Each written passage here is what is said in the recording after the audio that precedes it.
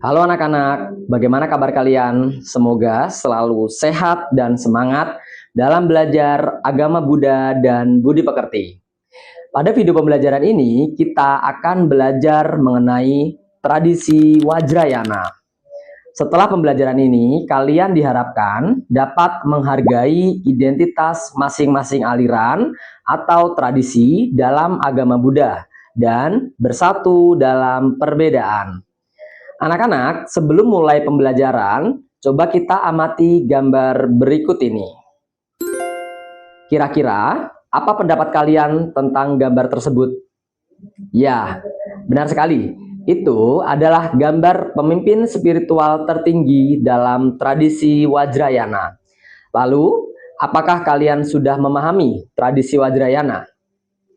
Materi ini penting kita pelajari supaya kita dapat menghargai identitas masing-masing aliran atau tradisi dalam agama Buddha dan bersatu dalam perbedaan. Mari kita belajar dengan penuh semangat. Bersama saya, Bapak Prayogi Pangestu. Namo Buddhaya.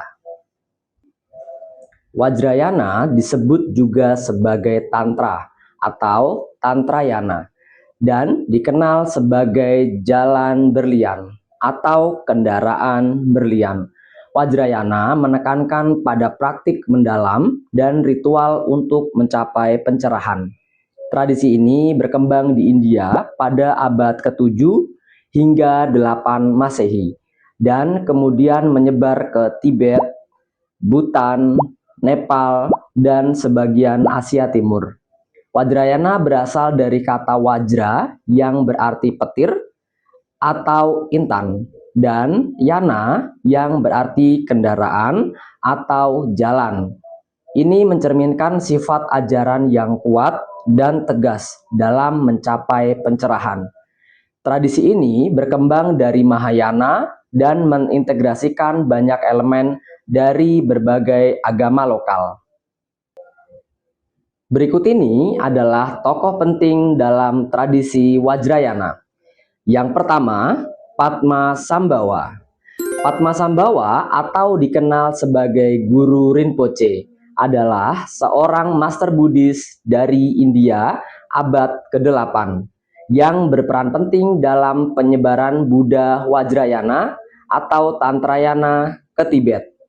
Di Tibet, Padmasambhava dihormati sebagai guru yang membangkitkan Wajrayana di kawasan Himalaya.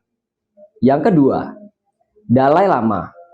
Dalai Lama adalah gelar yang diberikan kepada pemimpin spiritual tertinggi dalam Buddhisme di Tibet.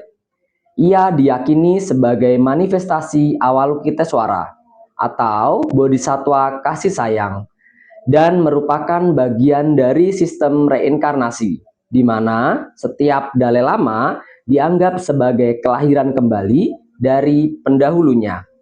Dalai Lama saat ini yaitu Dalai Lama ke-14, dikenal karena ajarannya yang menekankan penerapan Buddhisme dalam kehidupan modern. Selanjutnya, ajaran dan praktik utama dalam aliran Wajrayana. Yang pertama, guru dan inisiasi atau abhiseka. Guru atau lama memegang peran sentral dalam Wajrayana. Mereka memberikan inisiasi khusus yang membuka jalan bagi murid untuk mempraktekkan ajaran-ajaran esoterik. Esoterik adalah ajaran yang bersifat rahasia atau mendalam, yang hanya dipahami melalui bimbingan guru dan praktik tertentu. Yang kedua, mandala. Mandala adalah diagram kosmik yang digunakan sebagai alat meditasi. Ini melambangkan alam semesta dan digunakan untuk memusatkan pikiran selama meditasi. Yang ketiga, mantra. Mantra adalah kata-kata atau frasa suci yang diulang-ulang untuk mengarahkan pikiran dan energi spiritual. Mantra yang paling dikenal adalah Om Mani Padme Hum. Yang keempat, visualisasi dan deitas yoga. Praktisi Wajrayana sering melakukan visualisasi dewa yang mewakili aspek-aspek pencerahan. Deitas yoga adalah praktik di mana seseorang memvisualisasikan dirinya sebagai dewa untuk memahami dan menerapkan dalam diri pada sifat suci mereka. Yang kelima, mudra. Mudra adalah gerakan tangan simbolis yang digunakan dalam ritual dan meditasi untuk menyalurkan energi spiritual. Wajrayana telah memberikan kontribusi besar terhadap seni dan budaya, terutama di Tibet dan Nepal. Ini terlihat dalam arsitektur kuil, patung, lukisan tangka, dan ritual-ritual yang kaya akan simbolisme. Nah, anak-anak, itu tadi adalah tradisi Wajrayana. Wajrayana atau Tantrayana adalah tradisi Buddhisme yang mendalam dan kompleks, berakar pada praktik esoterik dan ritual yang dirancang untuk mempercepat jalan menuju pencerahan. Dengan penekanan pada peran guru, penggunaan mandala, mantra, visualisasi, dan mudra, tradisi ini menawarkan pendekatan yang unik dan dinamis dalam perjalanan spiritual.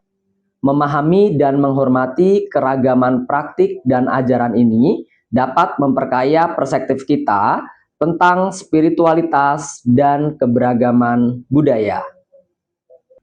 Sampai di sini sudah paham anak-anak? Jika kalian belum memahami materi ini, kalian bisa menonton videonya dan membaca materinya di belajarbuddha.id dan kerjakan kuis-kuisnya juga ya. Cukup sekian materi kali ini, sampai berjumpa di kesempatan lainnya. Bapak Prayogi ucapkan Sabesata Bawantu Sukitata. Semoga semua makhluk hidup berbahagia. Sadu, sadu, sadu. Terima kasih. Namo Buddhaya.